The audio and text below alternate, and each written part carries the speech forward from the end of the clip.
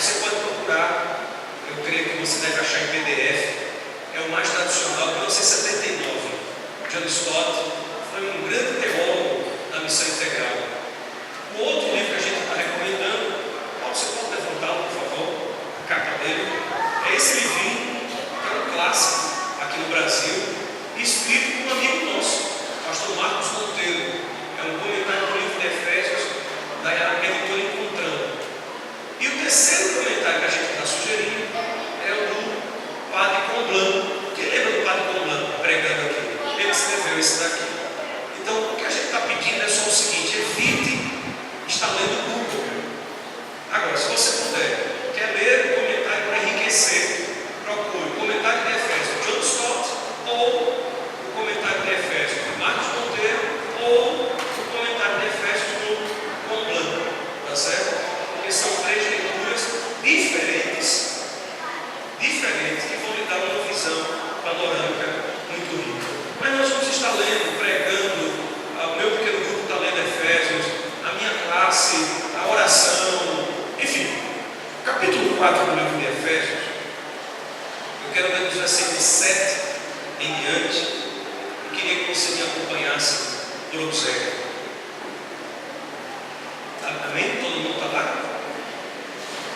O escritor de Efésios, ele vai dizer assim: e a cada um de nós foi concedida a graça, conforme a medida repartida por Cristo. Por isso é que foi dito, quando ele subiu em triunfo às alturas, levou cativo muitos prisioneiros e deu dons aos mortos. O que significa que ele subiu, senão que também havia descido às profundezas da terra? Aquele que desceu é o mesmo que subiu acima de todos os céus, a fim de encher todas as coisas. Queria parar aqui rapidinho e lhe convidar para ir no Salmo 68, 18. Porque é muito comum as pessoas dizerem assim: a gente precisa ler a Bíblia exatamente como ela está. E há uma palavra de Jesus que diz que quem colocar um ponto, lembra disso? Quem acrescentar um ponto ou tirar um ponto, na verdade fala de Bíblia, será réu, não é isso? Mas deixa eu mostrar uma coisa para os irmãos. Alguém pode ler Salmo 68, 18? Porque o escritor de Efésios está citando o Salmo 68, 18. Tanto Stott, quanto Comblan, quanto Marcos Monteiro, com uma nota de rodapé da sua Bíblia. Aquelas que têm nota de rodapé, cita Salmo 68, 18. Alguém pode vir ler aqui para mim o Salmo 68, 18? Rapidinho, versículo 18, eu tenho o microfone. Salmo 68, 18, rapidinho. Tem um tempo já. Pronto, o Juliano está vindo, o Wilson está vindo. Tu subiste ao alto, levaste cativo o cativeiro, recebeste dons para os homens e até para os rebeldes, para que o Senhor Deus habitasse entre eles. Tu subiste ao alto, levaste cativo o cativeiro, recebeste dons para os homens e até para os rebeldes, para que o Senhor Deus habitasse entre eles. Alguém tem outra versão diferente? A sua é diferente dessa, Wilson? Um pouquinho? Olha aqui, não custa nada. 68, 18.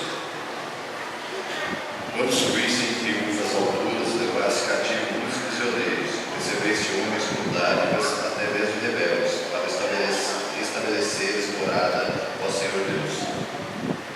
Bom, primeiro lembrar que o Salmo 68 não está se referindo nem a Deus, nem a Jesus, está se referindo aos reis, né? Que em guerra subiram e voltaram em vitória, e voltando em vitória trazem os despojos da guerra, e com esses despojos da guerra distribui esses despojos para quem? Para os seus súditos. Isso é o Salmo 68, 18. O escritor de Efésios aproveita o Salmo 68, 18 e ele cita da seguinte forma: quando ele subiu em triunfo às alturas, levou cativos muitos prisioneiros, deu dons aos homens. A palavra dom significa o quê? Os irmãos já sabem. Dom vem do grego duron, que quer dizer dádiva, presente. Então deu presente aos homens. O que significa isso?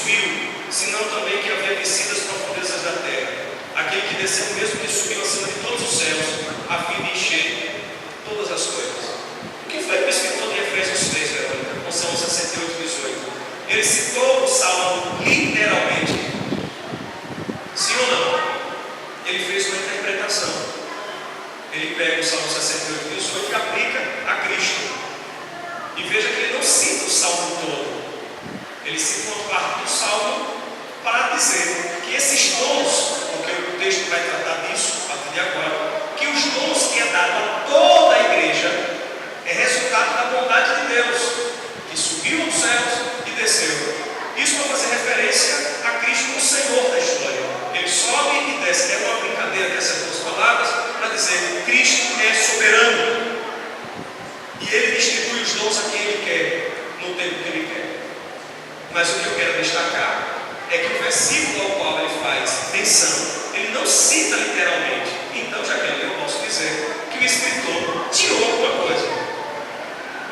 Tirou ou não tirou? Tirou. Mas ele tirou por maldade? Não. Ele apenas aproveitou uma parte do texto para se adaptar ao que ele queria dizer e, creio eu, inspirado por Deus. A partir daí, eu quero então que os irmãos leiam comigo ali no versículo 11, por favor. Ele designou alguns apóstolo enviado, a palavra apóstolo, enviado, outros para profetas, e profeta ou o visionário ou aquele que proclama a justiça de Deus. Isso é o que está mais em acordo com o Antigo Testamento. Continua, outros para quê? Para evangelista, não preciso me alongar sobre isso, é aquele que leva a boa nova, e outros para pastores e mestres, que são aqueles que cuidam do dia a dia da comunidade e do ensino da comunidade. A partir de agora, o versículo 12 vai dizer, irmãos, para que isso? Tanto Comblan quanto Marcos Monteiro fala de dons de liderança. A Bíblia chega a dizer no Antigo Testamento que onde não há liderança, o povo se perde. Mas, por outro lado, ontem eu estava ouvindo um educador filósofo na CBN chamado César Nunes. Eu recomendo a leitura desse cara, onde ele dizia citando Platão: a gente só ama e respeita o que admira. E ele fazia uma diferença entre autoridade e autoritarismo.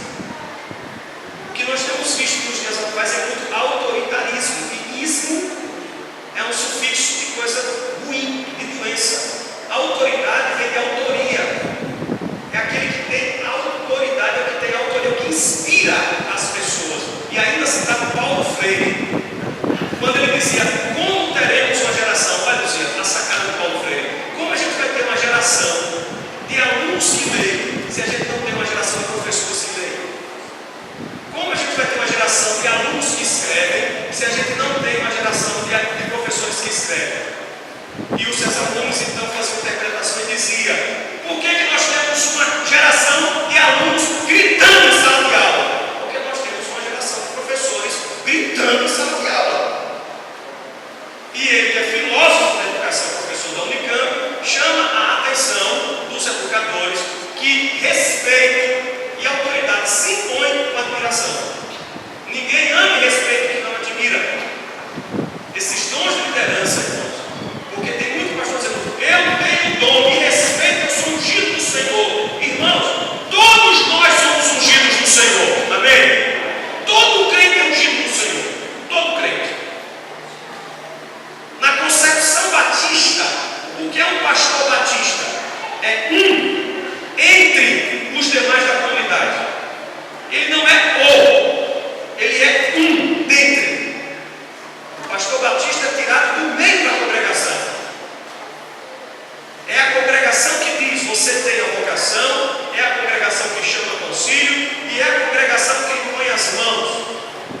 Logo, se esse líder não tem autoridade no sentido da admiração, o que ele tem, e ele reproduz é autoritarismo. Para que dons de liderança na igreja? E o escritor vai dizer pelo menos 3 objetivos: o fim de preparar os santos para a obra do ministério. Ministério é serviço. Preparar para o ministério, diaconia, para que o corpo de Cristo seja edificado, até que todos alcancemos o quê? O grande desafio: alcançar o quê? A unidade da fé e do conhecimento do Filho de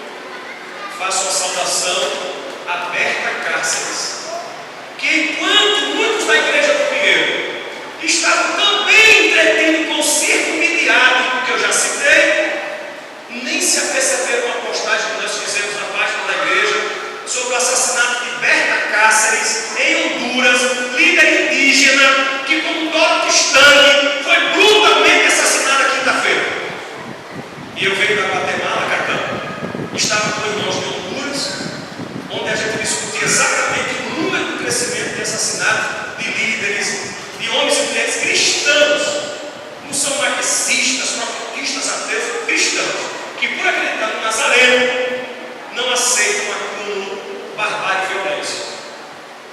O que eu chamo a atenção é que alcançar a concessão, a plenitude de Cristo, o que é Cristo, irmãos? Cristo, irmãos, Cristo é uma ideia. Cristo é um título. Apesar de respeitar, obviamente, mas como é que se segue por Cristo? Me ajudem a pensar. Por exemplo, a Capela Sistina. Fica onde a Capela Sistina? Em Roma, não é isso? Que é uma mega, eu vou usar a palavra de Rogério Gouveia, não sei se você ainda usa, Rogério, essa expressão, uma nababesca a construção. Irmãos, foi Jesus que pediu isso, a igreja. Mas ela foi construída em nome de quem? Do Cristo. Marcelo Rossi construiu um prédio para 25 mil pessoas. Valdomiro está construindo uma cidade chamada Cidade de Deus. O Malafaia construindo um império. Ele diz: as igrejas que eu inauguro todas têm padrão FIFA, 2 milhões cada uma. Para Cristo. E eles estão mentindo? Não. Porque o Cristo pode ser manipulado a gosto do freguês. Apenas a observação que eu faço é que alcançar a maturidade, Wilson, não é aos meus olhos. E eu tenho direito de poder interpretar e ler o apóstolo Paulo, que Paulo não é meu salvador. O escritor de Efésios, quem aqui está estudando já o livro de Efésios sabe que década de 90 Efésios já começa a sofrer uma guinada para a hierarquização da igreja e o poder tomando conta da igreja. Irmãos, alcançar a maturidade, Fabiano, é imitar radicalmente Jesus de Nazaré, porque com Jesus não dá para manipular.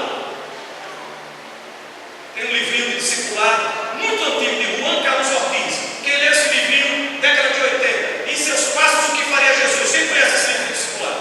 Isso foi clássico.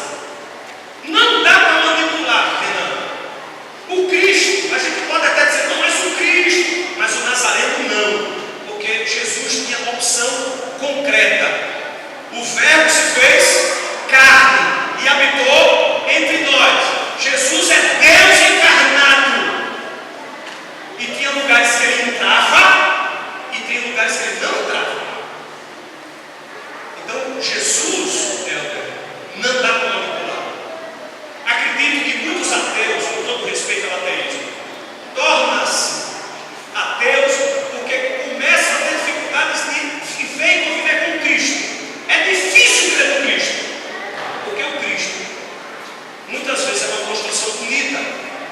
Fala-se muito do Cristo, mas com todo respeito, Catão, com todo respeito, minha blogueira, quem é o Cristo?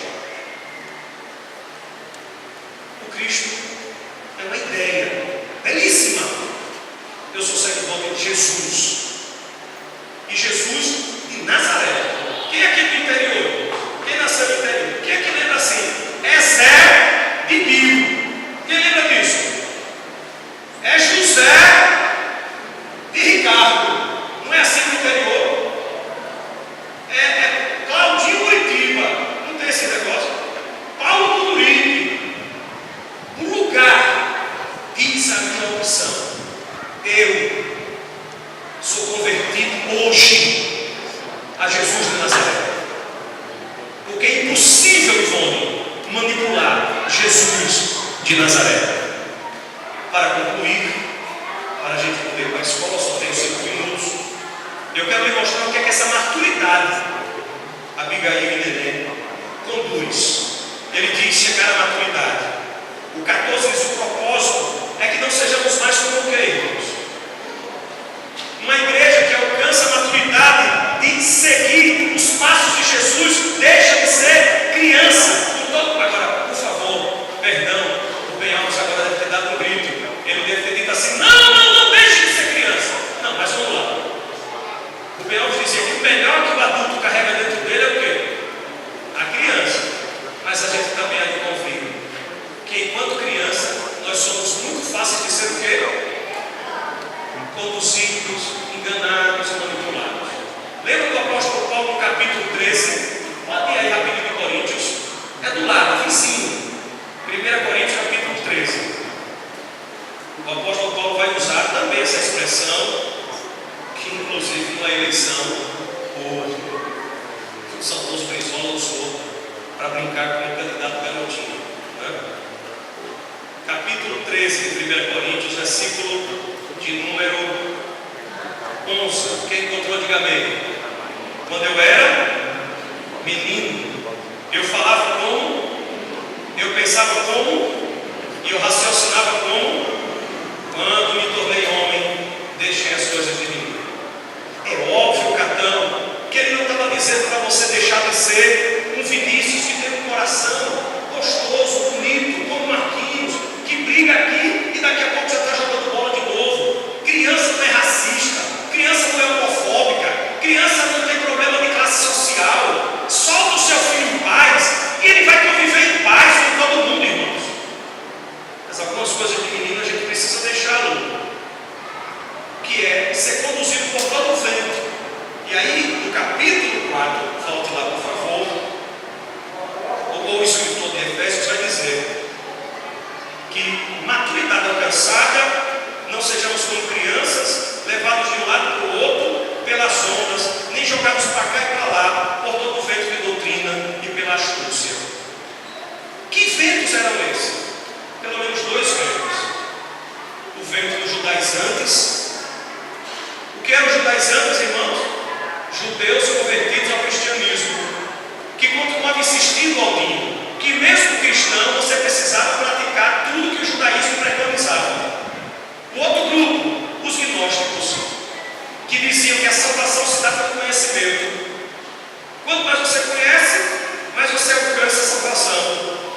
Com isso, o corpo é ruim, a alma é boa. Se o corpo é ruim e a alma é boa, aí, Carlos, seja loucura que não é de hoje. Tinha um grupo que dizia: chibata o corpo não é ruim, só a alma que presta, então tudo que for do corpo não presta. Eu me converti numa igreja assim. Jogar bola não podia, ir para a praia não podia, beijar não podia, ouvir música não podia, dançar não podia. Eu me lembro do dia que eu fui dirigir o louvor pela primeira vez, Wilson. Aí a gente começou a cantar: a alegria está no coração. Quem lembra disso? Quem lembra? É a nova. Aí eu comecei, não. A alegria está no coração de quem já conhece a Jesus. Meu pastor de terno se levantou e disse: para. Pegou o microfone e disse assim: Wellington, talvez, irmãos, eu esteja assim, como o pessoal do Facebook disse, tão demoniado, tão diabrado, que eu estou traumatizado. Talvez seja. O pastor falando assim: Wellington, isso aqui não é um teatro. Você está louvando a Deus. Pare de se balançar. Você está dando vazão à carne. Porque dançar gerava prazer para a carne. E a carne é má. E eu ouvi a vida inteira que a luta entre carne e espírito é só essa besteira. É penalizar o corpo para que a alma se salve. E depois eu cantei: a alegria está no coração de quem já conhece a Jesus. Já conhece a verdadeira. Deus me livre. Pastor Luiz Paulo Barbosa, meu saudoso pastor. Depois meu pastor ficou pós-pentecostal e começou a correr nos auditórios e cair, ficar um dia no estático, porque tinha recebido o Espírito Santo. Era melhor ter dado uma dançadinha. Relaxava mais. Concluo com uma frase do apóstolo que eu posso trazer para a minha vida e quero levar para todo o tempo. Versículo 15: sigam a verdade em amor. Sigam a verdade em amor. Concluo minha fala dizendo: o que eu mais li de sexta-feira para cá foi: vocês estão manipulando a verdade em nome do amor. Que amor sem verdade não vale. Que a verdade tem que estar acima do amor. Irmãos, permitam-me dizer, já dizia, aí sim eu vou aqui lembrar o pastor Marcos Monteiro de novo: verdade sem amor não é verdade, é mentira, é indelicadeza. Agora, está correto, o amor não está acima da verdade, nem o amor está acima do outro. Amor por verdade. A verdade precisa andar de mãos dadas com o amor, e o amor precisa andar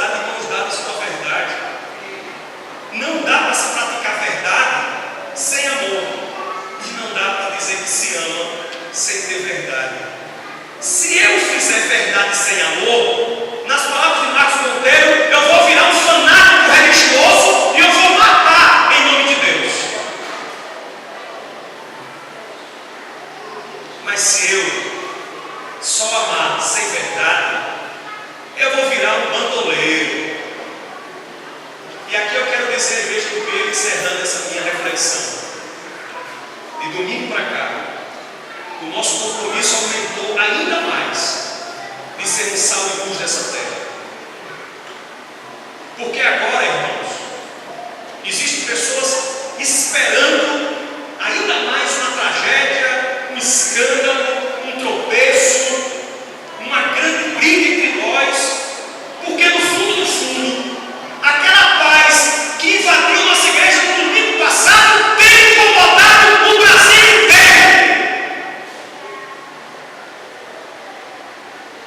O que muitos não conseguem por falta de coragem de mudar seus conceitos e de se permitir ser trabalhado pelo Espírito é como o doente que não conseguir expurgar o demônio que está dentro dele, acha que tem que expurgar o demônio do outro na violência. Eu só peço uma coisa a todos e todas que fazem a igreja comigo: estejamos mais atentos e mais vigilantes. Ontem nós conversamos com nossas filhas: vamos ficar mais vigilantes e mais atentos. Eu não sei se vocês viram, porque eu só fui ver alguns ataques pessoais em minha casa no final da noite, quando eu cheguei da caminhada da praia. Ataques direcionados a minhas filhas. Já não bastava a minha esposa, a pastora de vocês, ser chamada de lésbica, de demônia. Agora as minhas filhas estão aí fora, agredidas, em nome da verdade. Uma verdade que não respeita a diferença, não é verdade nem é amor. A verdade e o amor precisam dar de mãos dadas. Mas no fundo, todos nós mexemos num vespeiro, porque a maioria das nossas igrejas, das teologias e das doutrinas, elas são bastiões de um machismo travestido de palavra de Deus. E quando a igreja tem coragem de fazer o que nós fizemos, ela vai ser algo assim de ódio, de perseguição. Inclusive, prepare-se, existe um sem número de pessoas dizendo lá no meu Face: já comunicamos a Convenção Batista Brasileira para expurgar essa peste do meio dos batistas. E essa peste, sabe quem é? Você e eu. Mas uma boa notícia é que os xingamentos à igreja são quase nenhum. A maioria se tem a mim, que tem rasgado a Bíblia, manipulado um monte, está lá escrito um monte de imbecil, de pessoas manipuláveis, inocentes, e que eu vou queimar no fogo do inferno com a minha casa toda. Eu peço aos irmãos, em nome de Jesus, esse tipo de verdade não é o que eu quero para a minha vida. Uma verdade que eu preciso atacar a pessoa na sua integridade pessoal particular, em nome da defesa de Deus. Irmãos, eu já vi essa verdade fazer tanta coisa nesse mundo. Eu já vi essa verdade matar mulheres que foram abortar nos Estados Unidos em nome de Deus. Eu vejo essa verdade todo dia matar homossexuais em nome de Deus. Eu vejo essa verdade matar mulheres dentro de casa, que a mulher traiu o marido. E mulher que trai, no fundo, o que é que ela merece? Uma pizza. Eu não esqueci da manicure. E de alguns homens postando que o cidadão que foi lá, que filmou, ia dar uma pizza nela. Imagina se cada cara safado, crente, pastor, cachorro que trai, a gente fosse dar uma pizza, fosse cortar a punta. Essa terra estava cheia de capados. Somos uma igreja de Deus. E aqui eu me explico como líder. Espero de fato que eu não esteja pastoreando um monte de crianças que decidem uma coisa num dia e levam um grito no outro, uma acusação de um pai, de um tio, de um irmão, de um parente, e diz: não, mas eu não estava lá. Ou eu fui pressionado, ou eu também estou orando.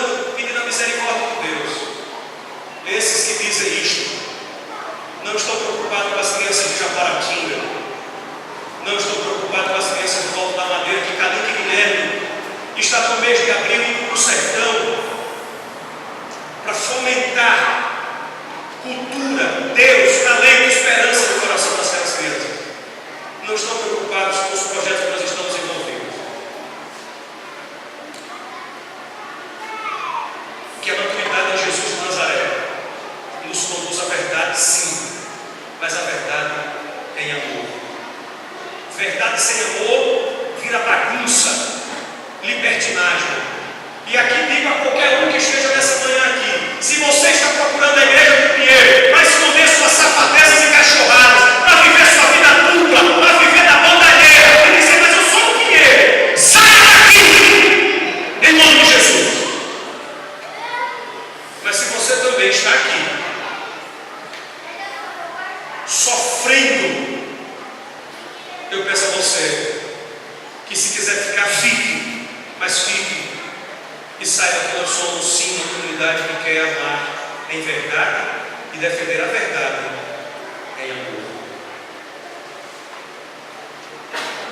Que o Espírito de Deus nos ajude e que Ele proteja a mim e a você. Mas, irmãos,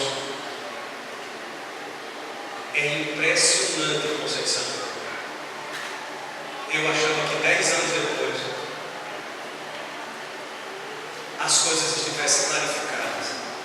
Mas quem odeia Carlos, odeia 10 anos, odeia 15 anos, odeia até o último dia da vida. E eu quero dizer para os irmãos em alto bom som, e quero que fique gravado: eu estou com medo, sim. Postamos essa semana uma carta chamada Carta de Tabuba, onde a gente denuncia os excessos desse momento da política de Secretaria de Segurança Pública do Estado de Alagoas. Estamos encaminhando uma carta em nome de todos os funcionários para o secretário de Defesa, Alfredo Gaspar, a quem eu respeito, mas está cometendo excessos. Isso aqui não é um faroeste caboclo, uma terra sem dono. E não é com porrada, com pancada e morte que se estabelece a paz. Sabe quantas curtidas nós tivemos? Quantos compartilhamentos da carta, Wilson? 4. Denunciamos o assassinato de Berta Cáceres.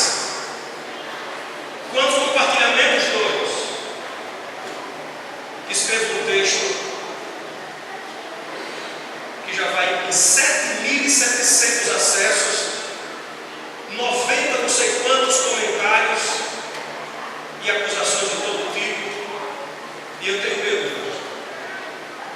Não tenho medo do mal policial, não tenho medo do mal político, mas tenho medo da loucura dos religiosos. Porque o louco religioso, ele faz o que faz em nome de Deus. Todos e todas que compõem a igreja do Pinheiro, estejamos mais atentos com a nossa vida privada e particular. E por favor, vençamos o mal com o bem, com atitudes e testemunhos. Não entrem em debates durante a semana, porque não adianta. Responda com a sua vida e com o seu compromisso. É o que eu lhes peço em nome de Jesus. Vamos ficar de pé. No culto de hoje à noite, o pastor Sandro vai estar pregando. Ele pregou já na quarta-feira, viajou na Japaratinga, pregou em Japaratinga em Ponto Calvo, e hoje no culto da noite ele será o orador. Vamos dar as mãos em nome de Jesus para orarmos.